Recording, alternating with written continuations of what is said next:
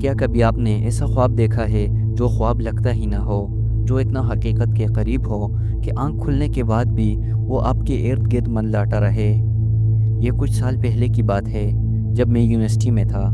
Hostel کے کمرے میں رات دیر تک جاگنے کی عادت تھی، کبھی پڑھائی، کبھی دوستوں کے ساتھ فضول باتیں، اور کبھی بس یوں ہی موبائل اسکرین پر نظریں جمائے وقت گزارنا۔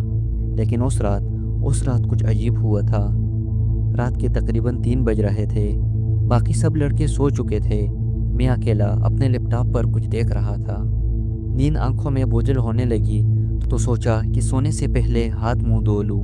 جیسے ہی باتھ روم میں جانے کے لیے دروازہ کھولا تو ایک دم ایسا لگا جیسے کوئی میرے پیچھے کھڑا ہو۔ میرا دل زور سے دھڑکا۔ میں نے آہستہ سے گردن موڑ کر دیکھا، مگر کچھ نہیں تھا، بس اندھیرا تھا۔ میں نے خود کو سمجھایا کہ نیند کی کمی کی وجہ سے شاید میرا دماغ بہک رہا ہو، اور باتھ روم چلا گیا۔ واپس آ کر میں بیڈ پر لیٹ گیا، آنکھیں بند کی، اور بس چند لمحے گزرے ہوں گے کہ مجھے ایسا لگا جیسے کوئی سرگوشی کر رہا ہو، بہت ہلکی مدھم سی آواز، جیسے کوئی نام لے کر مجھے بلا رہا ہو۔ میں نے فوراً آنکھیں کھولی، لیکن کمرے میں ہلکی روشنی تھی، پنکھا چل رہا تھا، ہر چیز معمول کے مطابق تھی۔ میں بڑبڑایا کہ ہو سکتا ہے کہ میری نیند کا دھوکہ ہو، اور دوبارہ آنکھیں موند لی۔ اور پھر میں نے وہ خواب دیکھا۔ یہ کوئی عام خواب نہیں تھا، میں اپنے کمرے میں تھا، بالکل اسی طرح جیسے اصل میں تھا، سب کچھ بالکل حقیقت جیسا۔ میں نے خود کو بیڈ پر لیٹے دیکھا، ارد گرد وہی دیواریں، وہی دروازہ، سب کچھ جوں کا توں۔ لیکن ایک فرق تھا، دروازہ کھلا ہوا تھا اور باہر راہداری میں کوئی کھڑا تھا۔ سایہ، بس ایک کالا سایہ، لیکن اس کی آنکھیں تھیں سرخ چمکتی ہوئی آنکھیں۔ وہ مجھ پر نظریں جمائے کھڑا تھا۔ جیسے ہی میں نے اسے دیکھا تو وہ آہستہ آہستہ اندر آنا شروع ہو گیا۔ میرے جسم میں جنبش تک نہ ہوئی۔ میں چیخنا چاہتا تھا، بھاگنا چاہتا تھا، لیکن کچھ بھی نہ کر سکا۔ وہ میرے قریب آتا گیا، اور پھر ایک لمحے کے لیے وہ رک گیا، بس 2 فٹ کے فاصلے پر۔ میں اس کی آنکھوں میں دیکھ رہا تھا، اور مجھے ایسا لگا جیسے وہ میری روح کو کھینچ رہا ہو۔ میری سانس رکنے لگی۔ پھر اچانک اس نے اپنا ہاتھ میری طرف بڑھایا، اور میری آنکھ کھل گئی، مگر کچھ غلط تھا۔ کمرے میں وہی روشنی تھی، سب کچھ ویسا ہی تھا، لیکن ہمارے کمرے کا دروازہ کھلا ہوا تھا، اور باہر راہداری میں کوئی سچ میں کھڑا تھا۔ یہ سب کچھ دیکھ کر میری سانسیں تیز چل رہی تھی، آنکھیں پوری طرح کھلی تھی، لیکن جسم بے حرکت۔ میں نے ایک بار پھر دروازے کی طرف دیکھا۔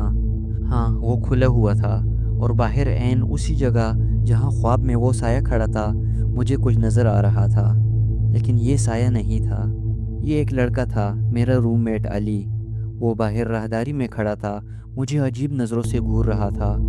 اس کے چہرے پر کوئی تاثر نہیں تھا، جیسے وہ کسی گہری نیند میں ہو۔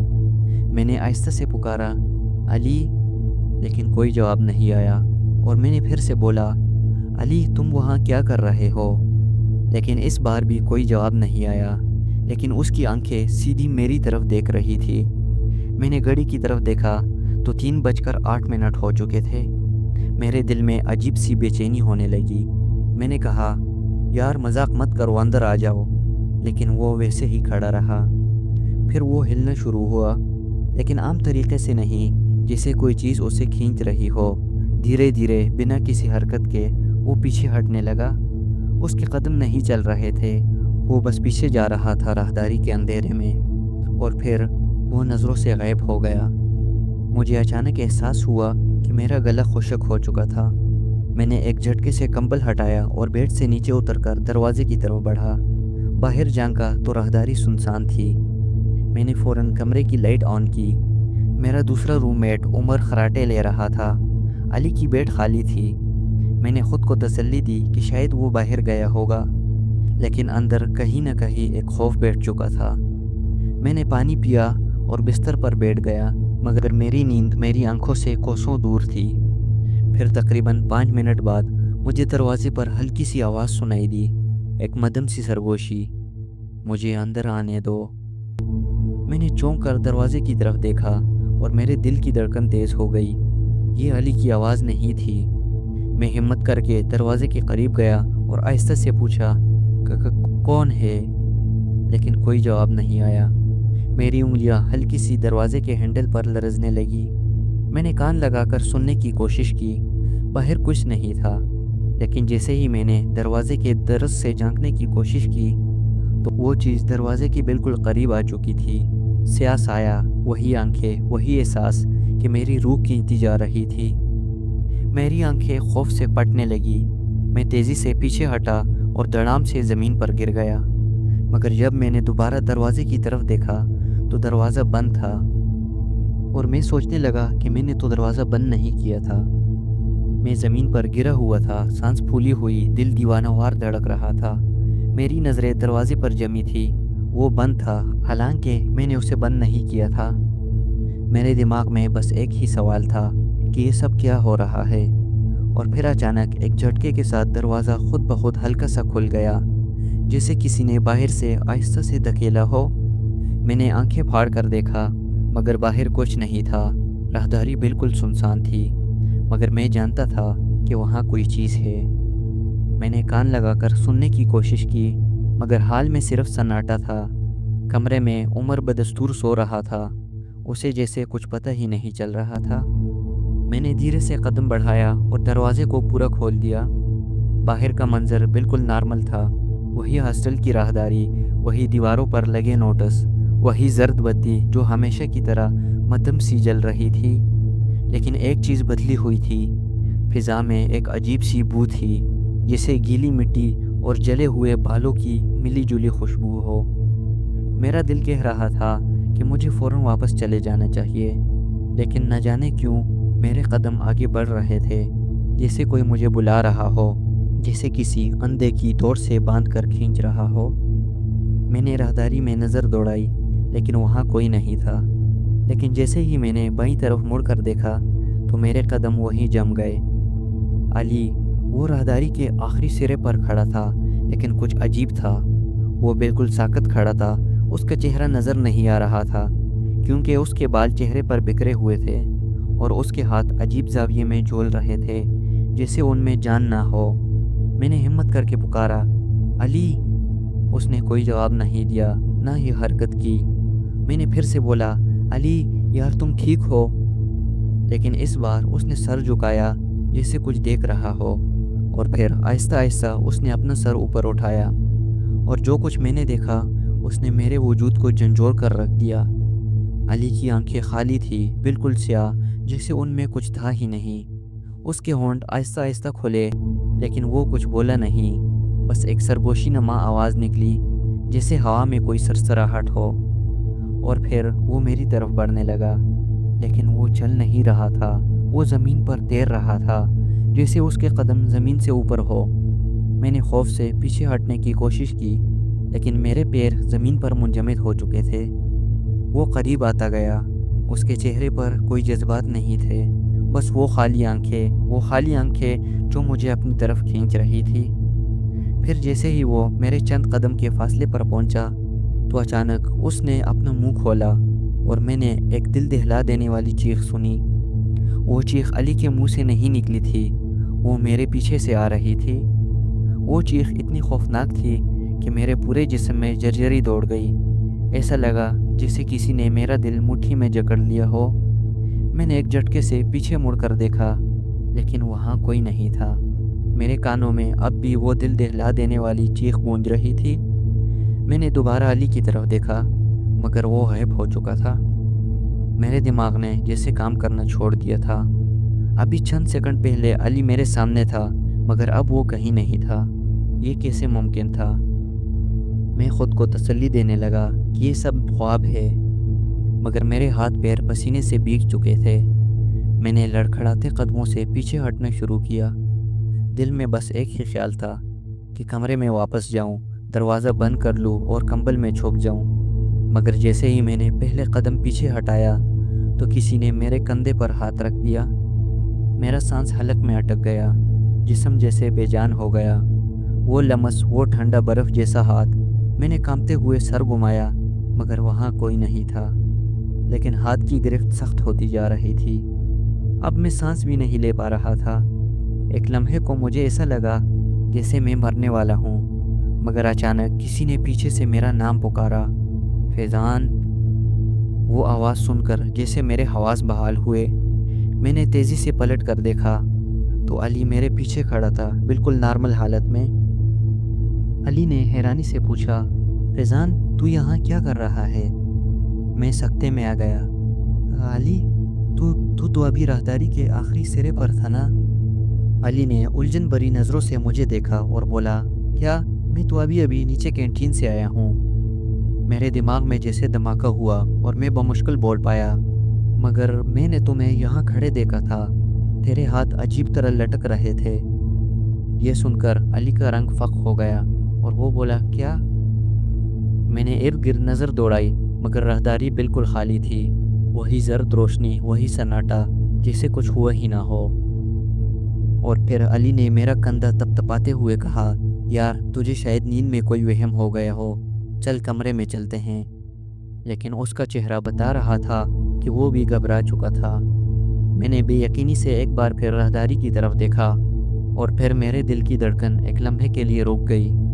کمرے کے دروازے کے پاس فرش پر ایک گیلا نشان تھا، جیسے کسی نے ننگے پیر چل کر وہاں قدم رکھے ہو، اور وہ نشان کمرے کے اندر جا رہے تھے۔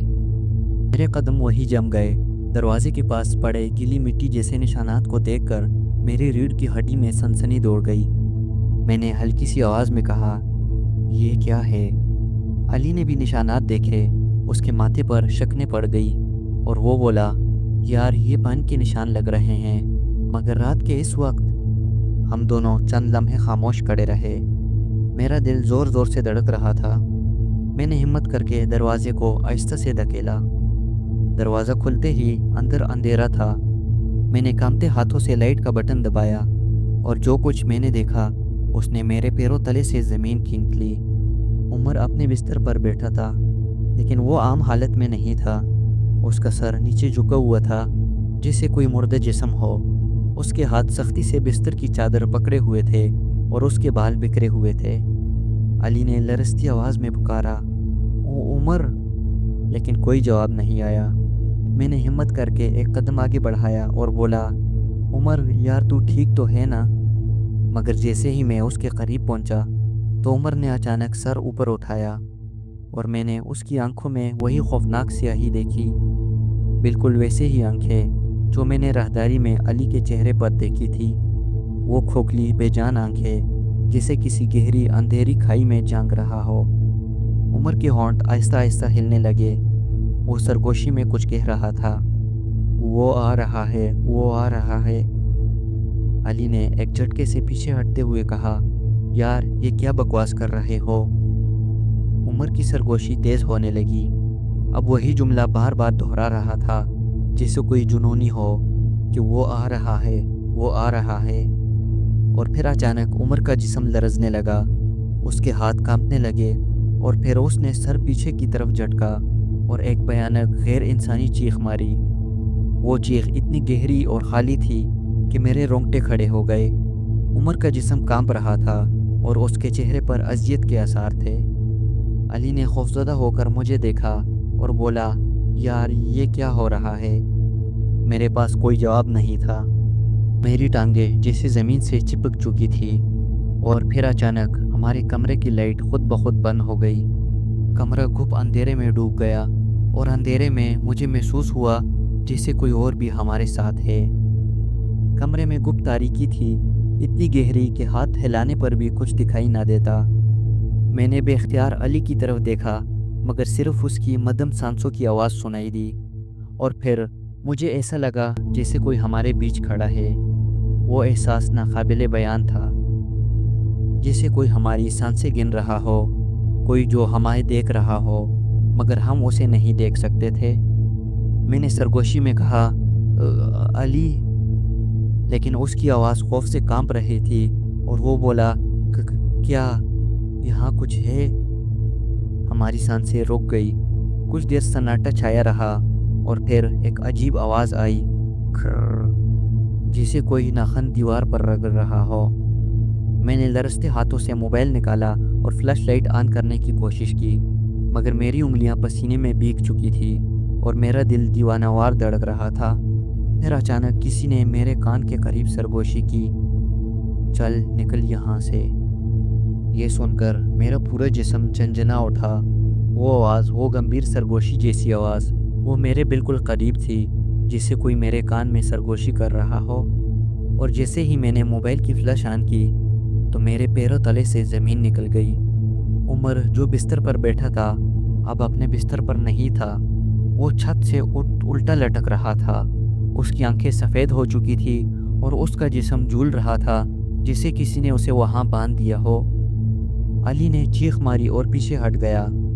عمر کی گردن آہستہ آہستہ ایک غیر انسانی زاویے پر مڑنے لگی۔ اس کے ہونٹ پھڑپڑائے اور پھر ایک زوردار خوفناک آواز نکلی۔ وہ آواز کچھ یوں تھی، وہ آ چکا ہے۔ اچانک کمرے کی ہر چیز ہلنے لگی۔ دروازہ خود بخود دڑدڑانے لگا، کھڑکیوں کے شیشے لرزنے لگے۔ مجھے ایسا محسوس ہوا جیسے زمین میرے پیروں تلے ہل رہی ہو۔ علی نے دروازے کی طرف توڑنے کی کوشش کی مگر دروازہ ایک جھٹکے سے بند ہو گیا، جیسے کسی نے باہر سے زور سے دھکا دیا ہو۔ علی دھاڑا کہ یہ سب کیا ہو رہا ہے؟ میں نے کانپتے ہاتھوں سے عمر کی طرف دیکھا۔ وہ اب بھی چھت سے جھول رہا تھا مگر اس کے چہرے پر ایک وحشیانہ مسکراہٹ تھی۔ اور پھر لائٹ دوبارہ جل گئی۔ ہر چیز نارمل تھی۔ عمر اپنے بستر پر تھا، آنکھیں بند کیے سو رہا تھا جیسے کچھ ہوا ہی نہ ہو۔ دروازہ بھی کھلا تھا، کھڑکیاں بھی نارمل لگ رہی تھی، مگر میں جانتا تھا کہ کچھ تھا جو اب بھی ہمیں دیکھ رہا تھا۔ میں نے اور علی نے ایک دوسرے کو دیکھا، کوئی کچھ نہیں بولا۔ ہم نے بس اپنا سامان اٹھایا اور اس ہاسٹل کو ہمیشہ کے لیے چھوڑ دیا۔ مگر کہانی یہیں ختم نہیں ہوئی، کیونکہ اگلے دن ہمیں ایک خبر ملی کہ عمر مر چکا ہے۔ علی کے ہاتھ سے چائے کا کپ گر گیا اور میں سکتے میں موبائل اسکرین کو گورنے لگا۔ ہمارے واٹس ایپ گروپ میں ایک میسج آیا تھا۔ وہ میسج کچھ ایسا تھا کہ عمر آج صبح اپنے کمرے میں مردہ پایا گیا۔ اس کی گردن عجیب زاویے پر مڑی ہوئی تھی اور اس کے چہرے پر خوف کے آثار تھے، جیسے وہ مرتے وقت کسی چیز سے بہت زیادہ خوفزدہ تھا۔ یہ سن کر میرے پیروں کے نیچے سے جیسے زمین نکل گئی۔ میں نے علی کی طرف دیکھا، وہ بھی زرق پڑ چکا تھا۔ اور پھر ہم علی کے جنازے پر گئے، اس کا جنازہ پڑھا، لیکن اس کی لاش کو دیکھنے کی ہمت نہیں کی۔ اس واقعے کے بعد ہم کبھی بھی اس ہاسٹل کی طرف نہیں گئے۔ ہم نے ایک دوسرا ہاسٹل لے لیا تھا جو اس ہاسٹل سے بہت دور تھا۔ تو دوستو، یہ تھی ہماری آج کی ہارر سٹوری۔ آپ کو ہماری سٹوری کیسے لگی کمنٹ والے سیکشن میں لازمی بتائیں۔ تو ملتے ہیں ایک نئی ہارر سٹوری میں، تب تک کے لیے اللہ حافظ۔